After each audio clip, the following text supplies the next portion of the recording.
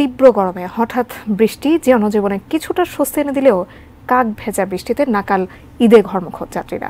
Sadarghat terminal থেকে সরাসরি যুক্ত হচ্ছে আমাদের সহকর্মী আবুল কালাম আজাদের সঙ্গে।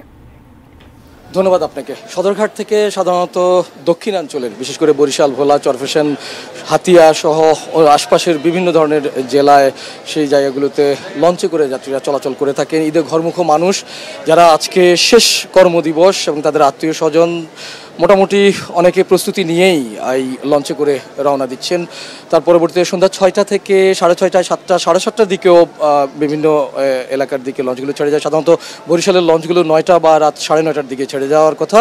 অপরদিকে 7:30 বা 7টার দিকে চরফ্যাশন, বেতুয়া ঘাটের দিকে এই লঞ্চগুলো ছেড়ে গেছে এবং যে পরিমাণ সাধারণত ভিড়ভাট্টা হয়ে থাকে এই মুহূর্তে সেই জিনিসটি অতটুকু পরিমাণে দেখা যায়নি। তবে মোটামুটি তাদের যে কেবিন বা টিকিট যে বিষয়গুলো রয়েছে সেগুলো মোটামুটি বেশ খানিকটাই তারা বলছেন যে বিক্রি হয়ে গেছে বা বিক্রি হয়ে যাচ্ছে। যাত্রীরাও আসছেন তারা তাদের গন্তব্যের দিকে ছুটে যাওয়ার জন্য। আমরা একটু কথা বলার চেষ্টা করব পুরো একটি পরিবার যারা বরিশালের দিকে যাচ্ছেন, পাথরঘাটায় যাদের বাড়ি। তো আপনার কাছে একটু জানতে চাই যে আপনারা কারা কারা যাচ্ছেন, কতদিন পরে আসলে ঈদ উপলক্ষে বাড়ি যাচ্ছেন যদি একটু। জি, আসলে আমি, আমার আব্বু, আম্মু, দেন হচ্ছে গিয়ে আমার বোনের ছেলে, এরা সবাই মিলে যাচ্ছি। ঈদ উপলক্ষে যে যাচ্ছেন, ঈদের সময় যে শুভেচ্ছা বিনিময়ের একটা বিষয় থাকে, আমরা এটি নিউজের পক্ষ থেকে যেমনি আপনাদেরকে শুভেচ্ছা জানাচ্ছি, ঠিক সেই সঙ্গে গিয়ারের পক্ষ থেকে এটি একটি সফট ড্রিঙ্কস, তারা পুরো একটি শুভেচ্ছা জানিয়েছেন আপনাদেরকে এই ঈদে।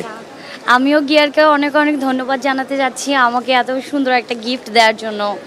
সবাই ভালো থাকবেন। জি, যেটি বলছিলাম যে সদরঘাট থেকে দক্ষিণাঞ্চল এবং এর আশপাশের যেসব এলাকার মানুষজন গিয়ে থাকেন তারা একেবারে এই বৃষ্টি উপেক্ষা করেও অনেক আগে, 2-3 ঘন্টা আগে বা 4 ঘন্টা আগে, বিকেলের দিকে, দুপুরের পরে খাওয়া দাওয়া শেষে এই ঘাটে এসে অপেক্ষা করেন এবং সবশেষ তারা তাদের কাঙ্ক্ষিত যে লঞ্চটি রয়েছে সেটিতে উঠতে পেরে অনেকটাই খুশি।